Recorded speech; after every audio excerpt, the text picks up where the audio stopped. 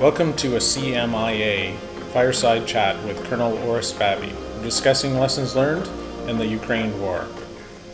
What I'm going to talk here about is all the open source, based on all the open source research that I've been doing since last February. When I started this, and I started writing about the war in Ukraine on my Facebook, and then later shared it with CMIA more broadly, it was really because a lot of my friends, non-military friends, kept asking me, what's going on? We don't understand from the media. And I made at that point a decision to not read any classified material about the war in Ukraine, so that there would be a clear firewall between anything I said on Facebook and in public and anything that's classified. And I've maintained that throughout. What that means is that it's an interesting study in the use of OSINT, I think, and the power of OSINT. And secondly, it means that at no point anything I say here is critical of any Canadian analytical work, because quite honestly, I have no idea what they've been saying or what they've been doing. And this is really just any statements I make are my observations on what I've seen overall going forward. Sir, that's perfect. And as a person who reads your blog on a regular, very regular basis, I have to say I think it's quite brilliant, actually. So my first question is, what do you think the biggest lesson is for the Canadian intelligence function related to the war in Ukraine? Well, I've got a whole bunch of lessons, and I'm going to just go through them between the tactical and the operational, and then a little bit strategic. But I think the overall lesson here is the importance of good intelligence. The Russians did not have good intelligence on Ukraine when they went in, and what they had to be shaped to fit their own biases and narratives. And so they experienced great failure going into Ukraine. It also speaks to the weaknesses of autocracies, because who is going to tell Putin that he's full of shit? Nobody. So it means everything has to be shaped to meet his desires. That's kind of the big lesson, is really, once again, reinforcing the importance of good intelligence on your adversary. Now, tactically, I think that just looking at what I've seen from the battles, we really, the importance of tactical analysis, tactical level IPB, right down to the battalion level, being able to build a really detailed picture for your commander at that level, to be able to both unmask enemy deception measures at that level, to be able to assist. And one thing I don't think we teach well is how intelligence supports our own deception plan. And that has to happen from the bottom up. As well, I don't think that we necessarily teach how to break out a logistics chain and the importance of understanding how the enemy resupplies himself, because obviously that has been a great strategic enabler for the Ukrainians, is to be able to attack the Russian logistics networks. So understanding that is critical.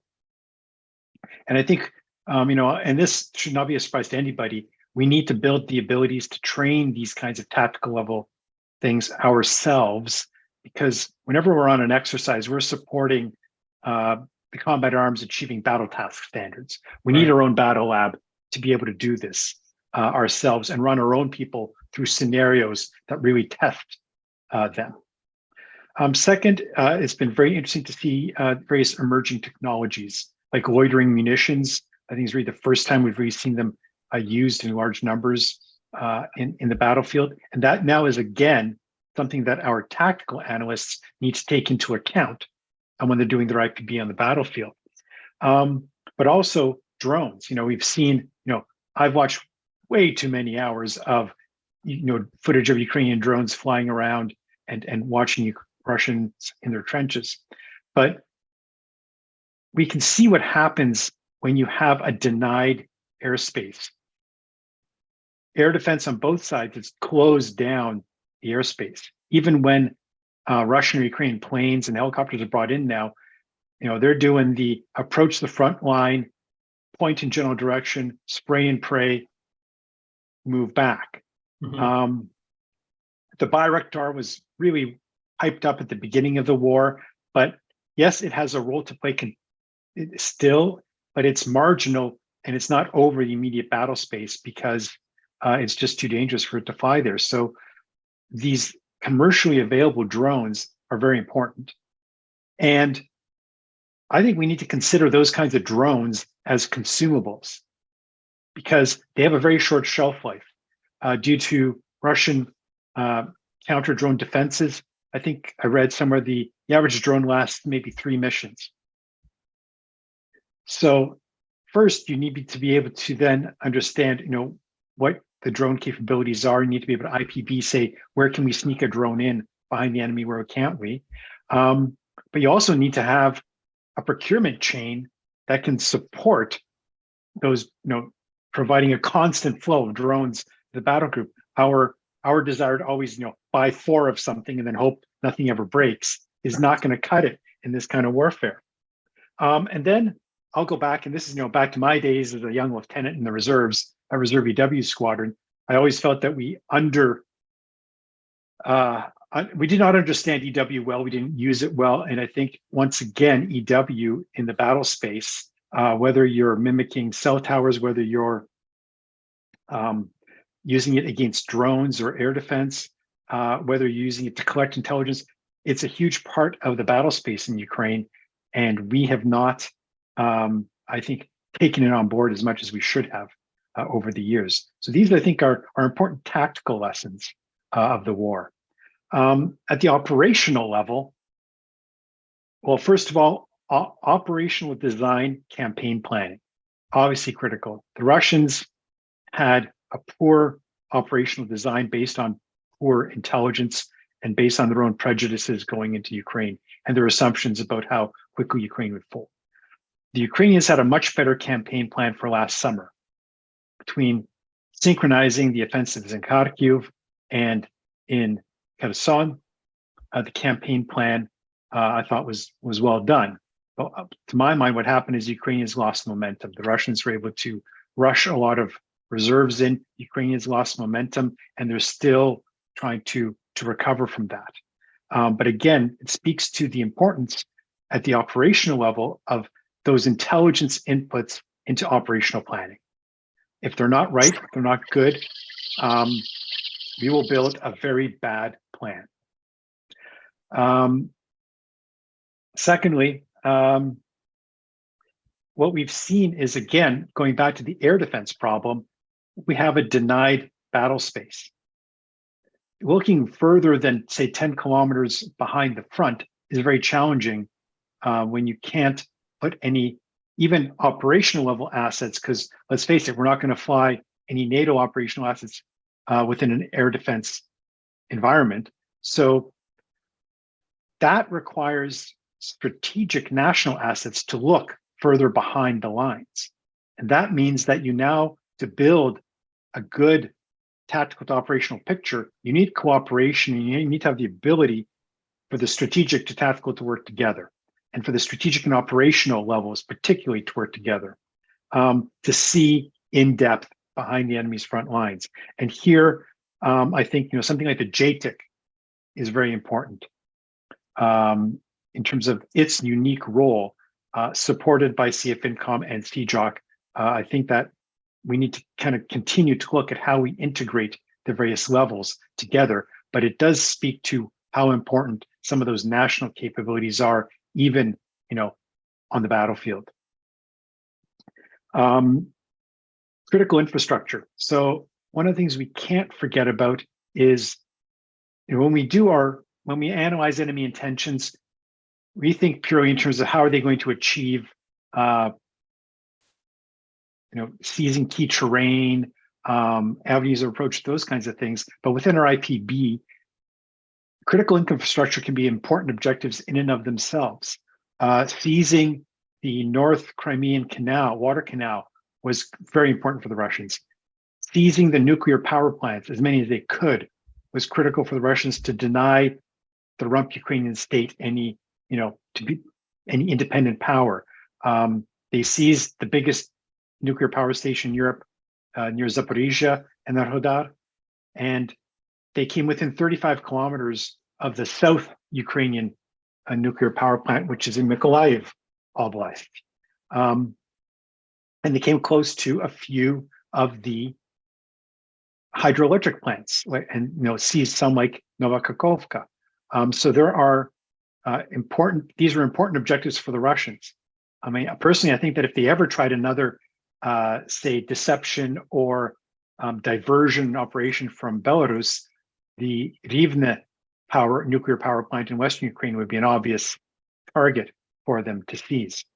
So the role of critical infrastructure in IPB is also needs to be considered, because these are sometimes not necessarily primary objectives, but certainly secondary objectives for the enemy.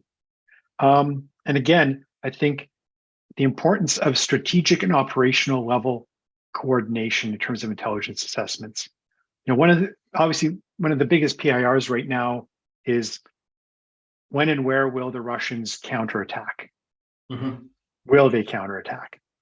And you need, at the operational level and down to tactical, you've got to have the ability to look at are there any indicators on the battlefield of stockpiling of resources, movement of troops, preparations, those kinds of things. But then at the strategic level, you need to look at capacity. What is happening at the strategic level to bring the trained forces forward? Is there another echelon being trained? And the two groups to build an assessment of, will there be an offensive and where will it be? It really has to be a collaborative effort between the strategic and operational level to make that proper assessment. And I think those are critical lessons to take away from what I've seen so far. The other one is OSINT. Obviously, I've been an OSINT analyst for the last 11 months. And, the war really began for me when I was sitting on the couch on the night of February 23rd. It was the morning of the 24th in Ukraine already. And I was doom scrolling through my Twitter feed, and I saw one of the OSINTers that I followed piped up with Russian long-range aviation high-frequency nets are very active. And I looked over at my wife and said, well, looks like the cruise missiles are going to be launched in the next hour or so. and they were, and that's how the war began. 10, 15 years ago, would we have imagined that, some OSINT somewhere would have the capacity, the ability to, declare when Russian long-range aviation is active? No. And when I look at OSINT kind of in sort of three waves. First wave is kind of the older OSINT. You're looking at newspaper articles, academic journals, these kinds of things. Started to get into some blogging, in the early 2000s. I remember watching the situation in Serbia when Milosevic was being overthrown. Radio B92 had a blog on their website, and that was what I was watching to find out live to the minute what was going on in central Belgrade. But that was pretty limited back then. Then we got into what I call the second wave of OSINT, which really became much more focused on social media exploitation, reaching out, basically, looking at what poor OPSEC other people have and taking advantage of it, and the like, a lot of that. Now we're seeing OSINT is much more than that. Now we're seeing lots of analysis on OSINT. I'm following one guy who does, the daily Ukraine meteorological report with weather effects matrices attached to it. I follow a couple other folks at Netherland War Tracker, is one of them, who they're buying commercial satellite imagery and they're analyzing it. They've identified, transshipment points where Russian trains are pulling into villages and ammunition being offloaded and identifying warehouses where it would be, and posting all this on Twitter. Guys who are, breaking out in great detail Russian defensive lines throughout all of that with satellite imagery that they purchased. So obviously that reinforces the need for OPSEC even more for us. But it also, is very important, I think, in terms of our analysis. We're not going to drop a missile on a target on the basis of something that some, Twitter OSINT analyst did off commercial satellite imagery. However, can we use that to cue our own targeting work potentially? I think there's a lot to be expanded there.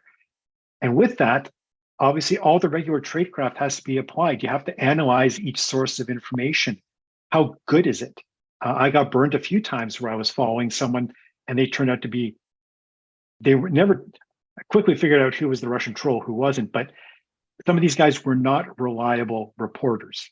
And so you have to apply your tradecraft and your understanding of sources and methods to be able to understand what out there in the OSINT world is reliable and what is not. And complementing that is so many people out there walking around the streets, of Ukraine.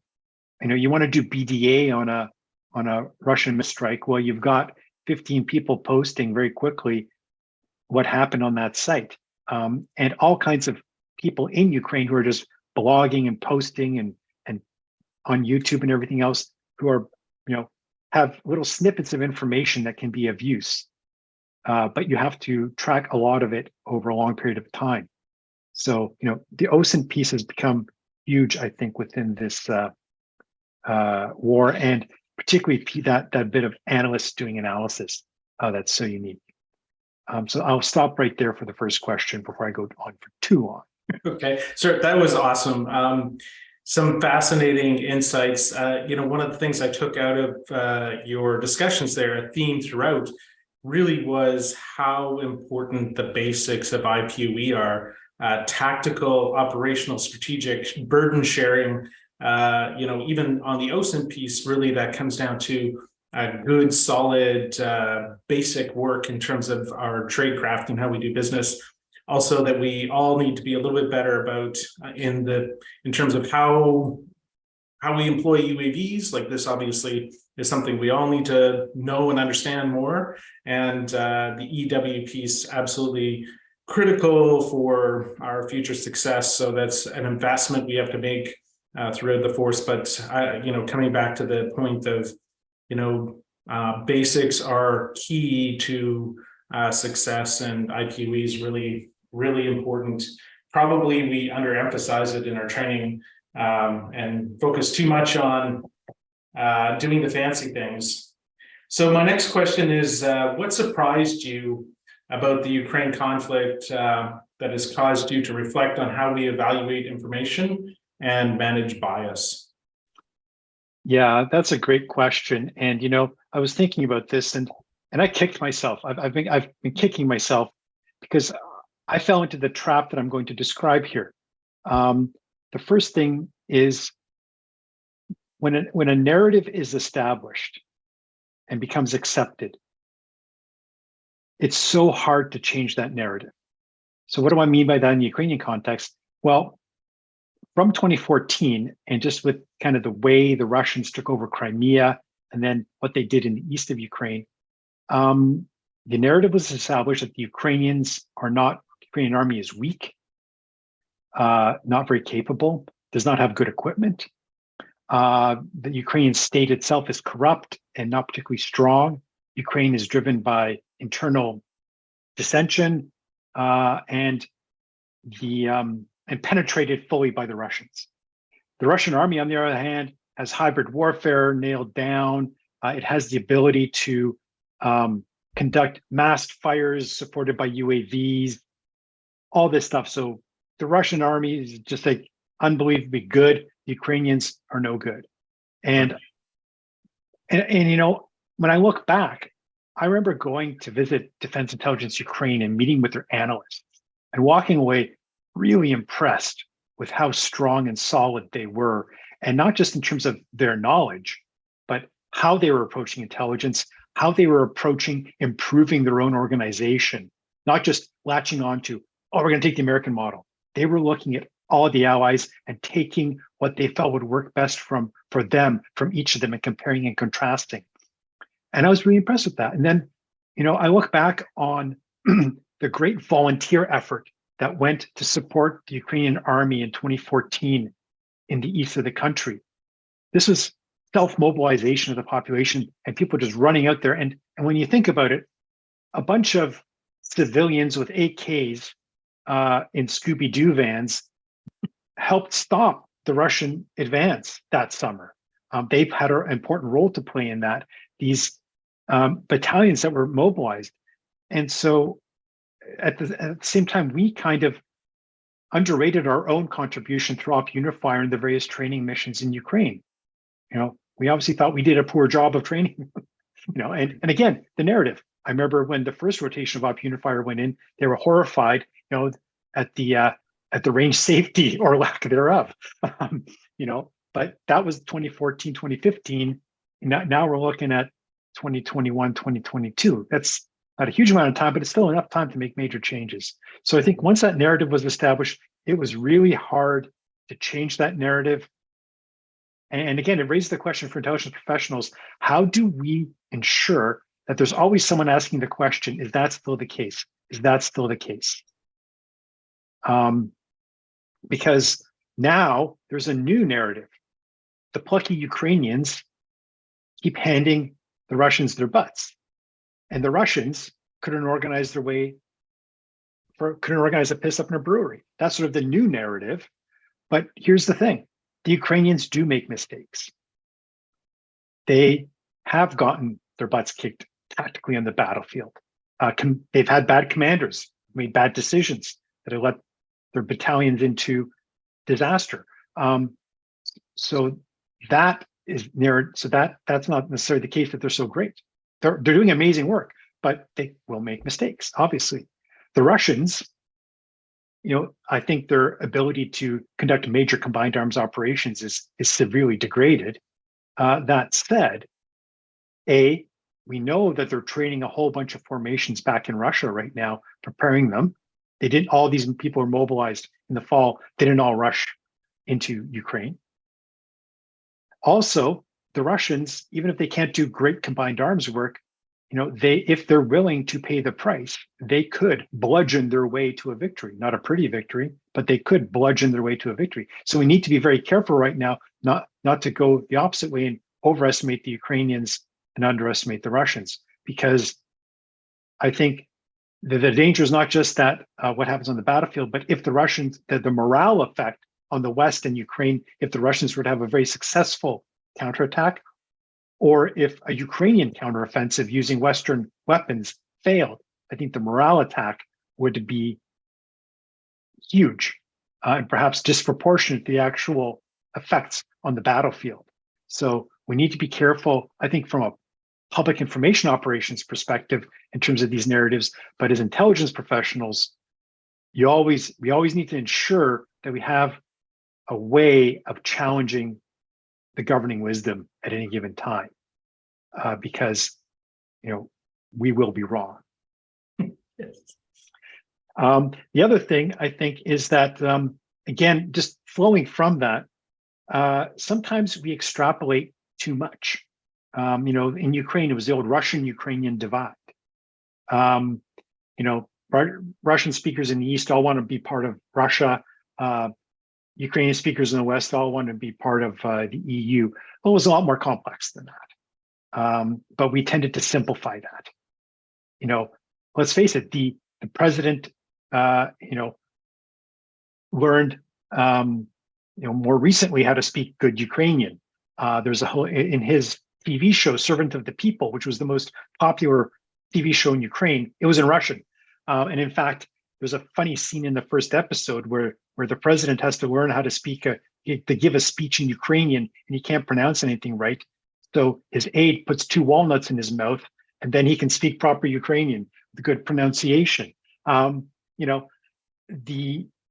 number of Russian speakers that I have heard who are Ukrainian nationalists is many, because there's a variety of reasons why people spoke Russian instead of Ukrainian, and it was too simplified. And even many of the people in the East who had closer links with Russia and had maybe a favorable view of Russia, that favorable view didn't extend to, oh, and please come and invade us.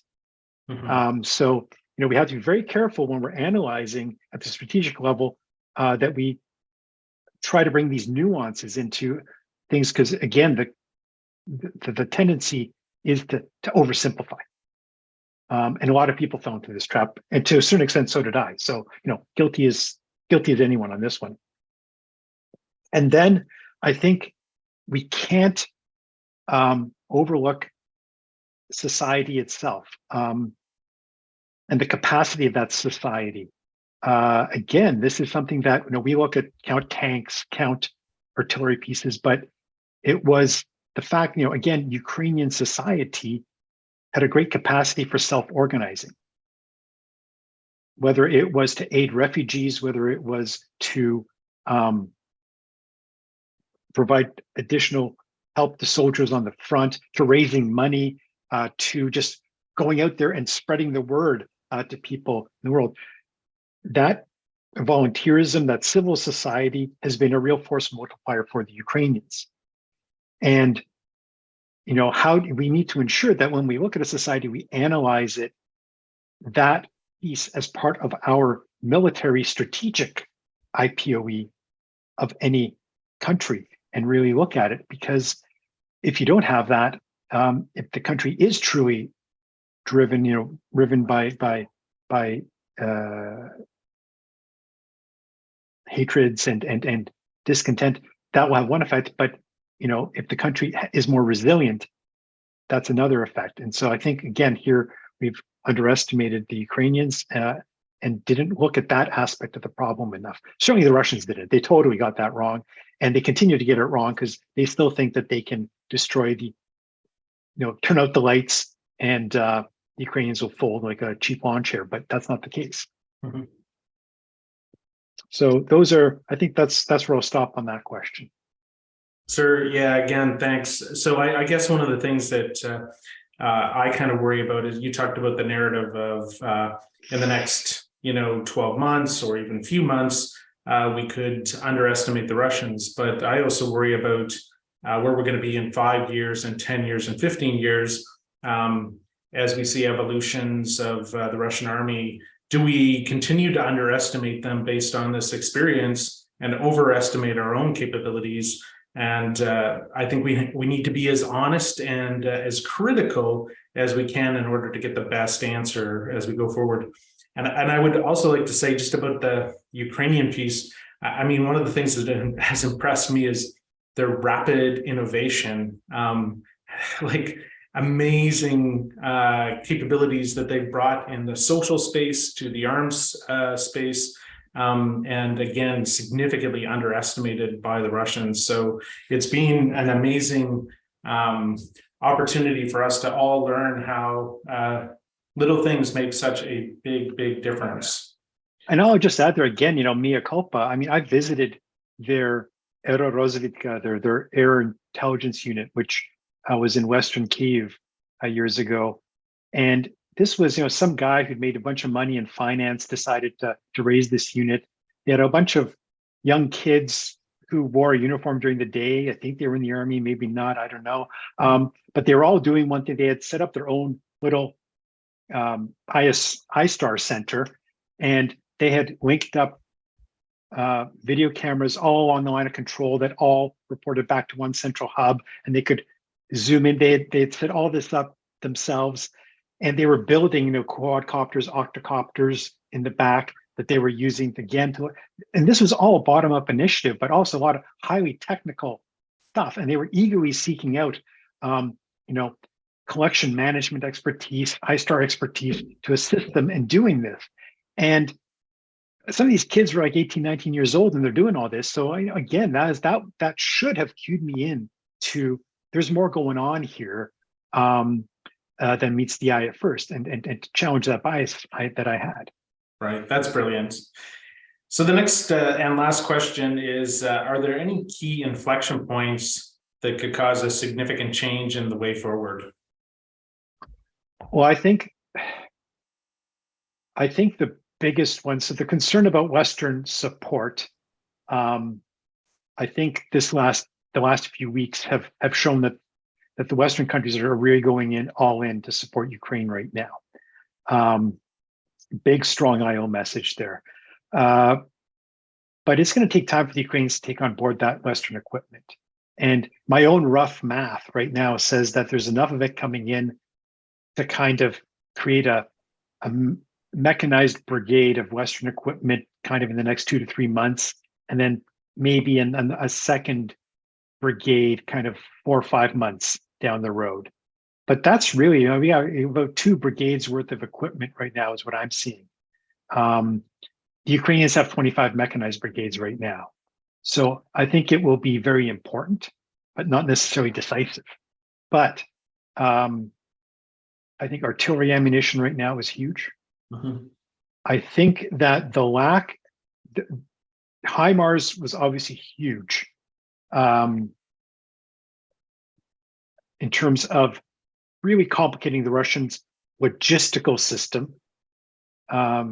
And they've had to move all their command posts, all their logistics just out of HIMARS range. But now they figured out how to work that. And so the Ukrainians need something longer range than HIMARS that's still precision that can get at those. And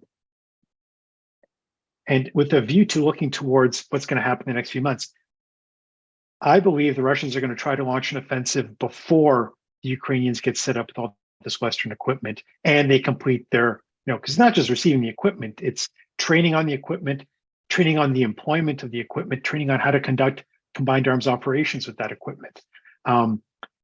That's a bit tall order for any country in just a couple, 2 to 3 months. But the Russians are going to try to take advantage of that, I think, to launch an offensive, to hoping that that will demoralize the Ukrainians and will show that the Western equipment didn't help and thereby demoralize the West and the like. I think they really feel they need to get that in before all that happens. So then the question becomes, so that's one inflection point. If the Russians can do that successfully, I think that would, even a partially successful Russian offensive would have a huge morale effect on the Ukrainians, on the West. That could be a major inflection point.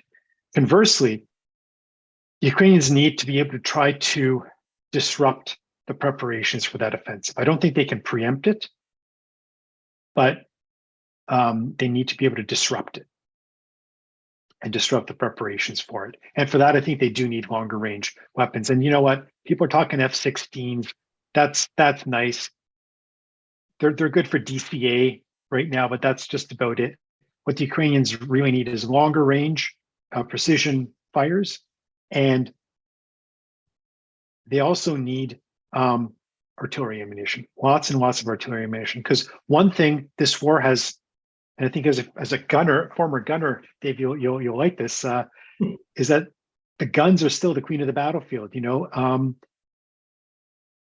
Nothing else can deliver the weight of firepower in as quick a succession as the guns. A Reaper, 5-6 missiles, that's nice. How long did it take you to get that one Reaper onto that station and for it to find the target? How many rounds can a battery of artillery fire in the amount of time it took you to get the Reaper there and the resources behind that Reaper? So artillery ammunition is going to be key. Right now, there's a lot of talk about ammunition shortages on the Russian side. Personally, I think the Russians are husbanding ammunition so that when they do launch their offensive, they can have a significant weight of fire at the critical points. And I think we'll see everything thrown into that. The Russian Air Force will come out again. They'll throw everything at this counteroffensive to really try to, again, get that morale effect, hit the Ukrainians on the moral plane.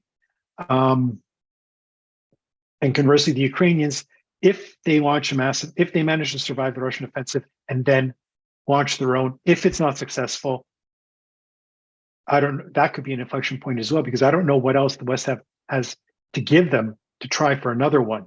So it becomes really difficult for the Ukrainians to make sure they get that offensive right, because if it doesn't go right, don't know what else is in the tank. Right. Yeah. So those are my thoughts right now. That's it's very interesting. So I would say that so the Russian army is an artillery army with tanks, and the key to success with artillery is actually logistics. I think that's a point for us to take home as well. We have artillery in Latvia, but if you don't have the trucks and the people to get the ammunition to the guns, there's really no, and you need the ammunition there, and you need the trucks. Yeah. So there's kind of two parts to it, and I think that Russia suffers on both those points as well. And And that's an opportunity for the Ukraine also to take advantage of. The Russians definitely have hit the Ukrainians hard with sabotage and significantly impacted their ability to have sufficient quantities of ammunition as well. Absolutely. And, but here's a fun fact. The Russian logistics system has not discovered the pallet. So they don't do palletized loads in the Russian army. Everything is hand carried and hand offloaded off trucks. So, their logistics system is quite the mess, even when they have a lot of ammunition. But that also then speaks to, and this is outside the bounds of kind of this discussion, but how we've let our capacity for storage and manufacture of munitions fall in the West, and as cost savings. And as soon as you start firing, you're going to be firing a lot, and it's going to go quickly, as we've discovered or rediscovered now. Right. So we're at about 39 minutes right now, and I can't help but think that it would be great if we could take a couple questions if they're out there. I saw Alain had his hand up earlier, so we could start with Alain. Hey, Orest, can you hear me? I can hear you. Okay, thanks for, first of all, congratulations on your blog. This is extremely insightful. I keep track as much as possible with other open sources. And, I agree with you, open sources has become a gold mine in terms of situational awareness for everybody. And certainly when I teach the young privates and corporals at the school, make them aware this is becoming a very important discipline that should not be discounted. We're talking towards the end of the first portion here about the influx of Western material, especially the news coming in the last couple of days about the Leopards and M1A1 coming into the country. What I fail to understand, maybe you'll be able to have a little bit more of an insight, is that why does the Russian targeting cycle is not focused on what's coming just across the border? I mean, why did they don't dedicate more of their precision munition, loitering munitions, long-range missiles towards targeting that? Because national technical means, or even tactical collection means, I mean, an M1A1 on a flatbed is not easy to camouflage or dissimulate. Same thing for a Leopard 1A2. Why don't they target as soon as they cross the border? Because they're going to have logistical hubs. Ukraine is going to have logistical concentration of Western equipment right across the border. Why don't they do that? Yeah, that's a great question, Alain. Obviously, like as in professionals, we all immediately think of that is a choke point. That is a critical vulnerability. And I think one of the underreported success stories of Western support to Ukraine is just how well they have continued to maintain that support to Ukraine and have maintained secrecy over that support to Ukraine. To answer your question, I think one of the things is that there's a lot of routes into Ukraine from a lot of different countries. So you can ship things in via a variety of routes, and observing and targeting all of them is tough. The Russians did try to go after some of these routes early on in their campaign. They attacked certain railway tunnels where they believed supplies were coming through. They hit railways in the West. But I think what's happened is that they don't have good ISR over the area. I don't think their satellite capabilities are particularly good. And I don't think that they don't have the people on the ground or other means to observe the area to get that kind of detailed targeting information, nor do they have real-time ability to engage should they get information about something. So I think initially they were targeting the ability of the Ukrainians, try to interdict the routes that were coming in, but not necessarily able to actually attack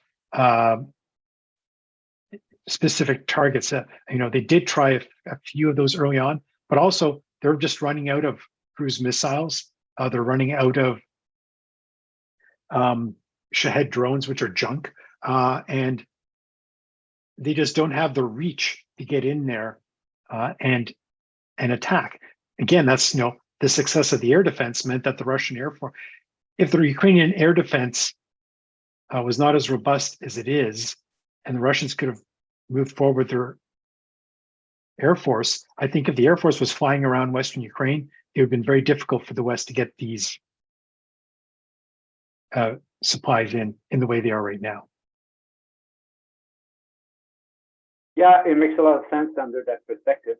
I wonder as the situation becomes more and more dire, especially if the Russians fail their presumed upcoming offensive, whether or not there might be a redirection towards those assets again and become a high-value target.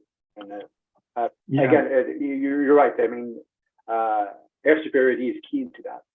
And if they can dedicate air assets either for fixed wing or otherwise, they're not going to be able to accomplish that, and the Ukrainians are going to be successful in getting what they want. Yeah, I think again, I just don't think they have the capacity to reach out there very effectively. Okay, thanks for that. So maybe we can take one more question if there's one out there. If somebody wants to put one up in the chat, or maybe just jump in.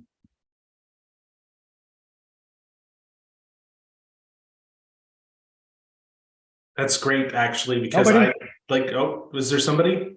Oh yeah, we got one more. Okay. Yeah, hi. Good evening. Thank you for taking the question. I was wondering if you could maybe speak to, I guess perhaps within the role of intelligence and good intelligence, the lack of OPSEC and sort of capitalizing on the lack of OPSEC on the Russian side, and how that's kind of played into the conflict. Well, I think we've seen a whole bunch of examples of poor OPSEC on the part of the Russians. They're very quick with their cameras in particular, very quick to show where they are. I think, there was a case last summer where a reporter was thought it'd be great to have a background of a 2S9 Nona firing behind him while he was giving his report, and literally within a couple hours of that report being out there, the open source folks had geolocated that spot. And I mean, that it's like geolocation is a game amongst the OSINTers out there. They love going out there and seeing who can first geolocate something off the least amount of information that's there. And so, you got to be very careful what you publish, extremely careful what imagery gets published. And those Ukrainians do a lot of masking, a lot of really close in shots. They're very, very careful about this, particularly if it's something that is time sensitive. There's another great example of OPSEC breach where people thought, oh, this isn't going to be a problem. A couple of Russian soldiers in Donetsk were handling ammunition in a big warehouse. That warehouse turned out to be a hockey rink in Donetsk. And from what I understand, one of the Ukrainians who was from Donetsk said, I recognize that arena because they took the picture inside the arena, but it was obvious if you were from that area what it looked like. He said, I know what that building is. That's the hockey arena in Donetsk. And that hockey arena was visited by Mr. HIMARS not long thereafter.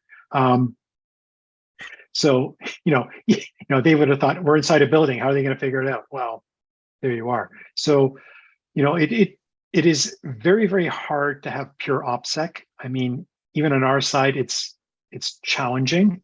I think our soldiers are better trained and care more. And your average Russian conscript is not at the same caliber, and so it's much harder to get them to observe more OPSEC. I don't know if that answers the question, but Yeah, I appreciate it. Thank you. Yeah, no, I think just again, we need to be always very cognizant that any photo that is taken of us and published, the background can say a lot, and there are a lot of people out there who can very quickly figure out where you are based on the background of your shot. And that's just one of the, again, open source, I've seen heat maps of cell phone usage, that's tied to the Russian network, all kinds of things like this that are out and available now, let alone what the classified sources are. So there's a lot of things that are a give.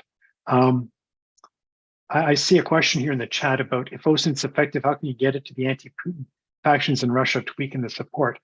The problem, just the Russians are concerned about this. Just today, they were shutting down Meduza, which was a Russian news source, kind of an opposition news source that anybody who all had different opinions from the regime would go to. And now that's been declared, I believe, a foreign agent or something along those lines. And so just passing a link to one of their articles is now a criminal offense. That said, there's not a lot of there's nobody to give it to. There's not a lot of anti-Putin opposition in Russia. Those who are cowed and they're keeping their mouths shut and their heads down. Most of those who were truly opposed left the country, and the vast majority of Russians support the war. That's just where we are right now. Perfect, sir. Thanks. So I know people who play the find me in the world game. It's been going on for many years. I think it's very popular at Sifjik as well, actually. I would hope so. It's right. And so here comes the hard questions for you, and I'll start with the hardest one. So if you could tell us what's your favorite movie, just to get to know you a little bit better as we do this fireside chat. I think my favorite movies have changed over time. I don't have a favorite movie, but I'll say I have a genre, one kind of movie that I seem to have developed a real liking for, and that's when there's a problem and people are adults and they have to work through the problem to solve it. So I have watched Apollo 13 and The Martian like more times than I can think of because I like those so much. But what I really love is the long TV streaming right now. I mean, I think that Better Call Saul is probably the best television that was ever made, and the cameraman for that, the cinematographer, was a Hopper fan, American painter Hopper. Just brilliant. So that's I'd say my favorite TV show, Better Call Saul. Okay, perfect. Ron Howard, brilliant director for Apollo 13 as well. So great cinematography as well, right? Absolutely. Yeah. So next question is, what book are you currently reading? Well, let's just say that my range of literature and books has narrowed somewhat. I did just finish Lawrence Friedman's 800 pages of Command, his book Command, which was very useful, particularly for my teaching at Canadian Forces College. But most of my reading has to do with Russia and Ukraine right now. And I just finished Andrei Kurkov's Diary of an Invasion. Thank you, Kara. Andrei Kurkov is a Ukrainian writer, a very good writer, and he has basically been writing a diary since the start of an invasion, and really good observations throughout on the war and the like. And the interesting thing about him is that he's actually Russian. His dad was a Russian Soviet pilot who was moved to Hostomel, west of Kyiv, to work on the Antonovs. And Andrei Kurkov grew up in Ukraine. He's an ethnic Russian. He writes in Russian. He's the most famous Ukrainian novelist right now. And he's a huge Ukrainian patriot and wants the Russians out of the country. And his elderly brother was actually across the street from the Hostomel airfield when the VDV landed.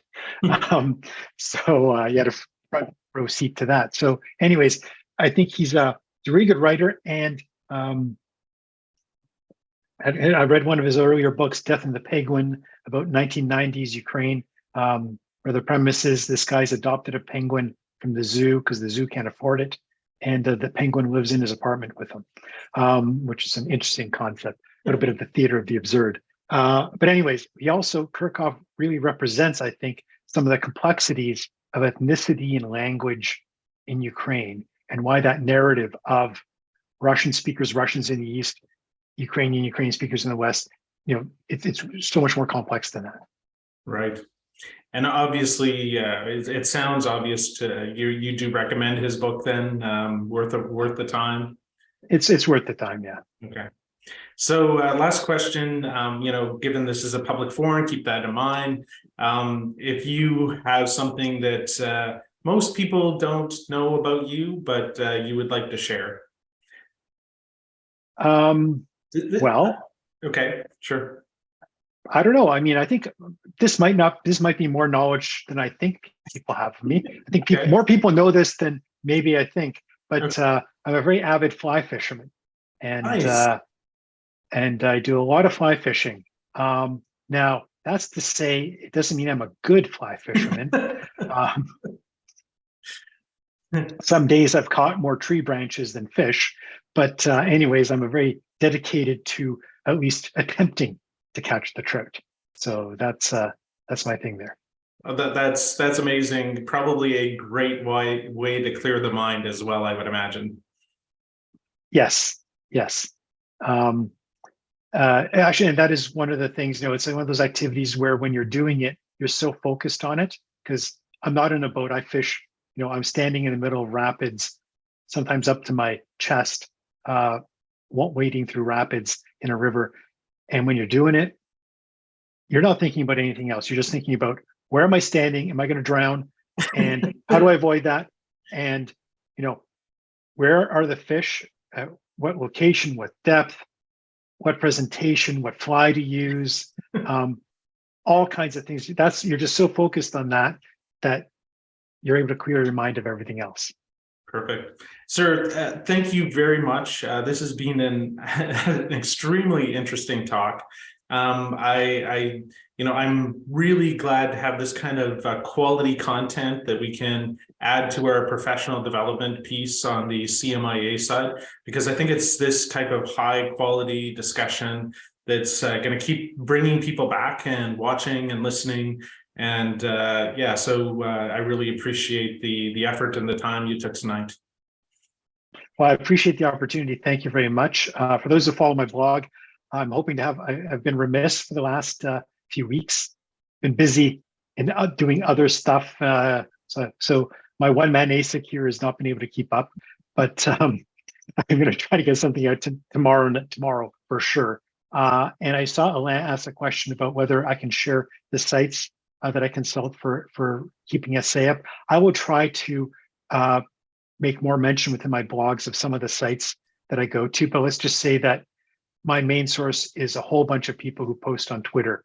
Everything from Ukrainian newspapers and journalists to Westerners, but Twitter is the main place I go. But there's just too many things I subscribe to mention them all at once. But I will try to mention some of the ones I rely on more within the blog. So if someone wants to follow that, they can. Perfect. Well, thank you very much, and good night. No, thank you. I really need to log off. It's almost 2 a.m. here in Wiesbaden. So I've got work tomorrow. All right. Thanks, everybody. Okay, thanks. Good night. Thank you. Thanks, everybody.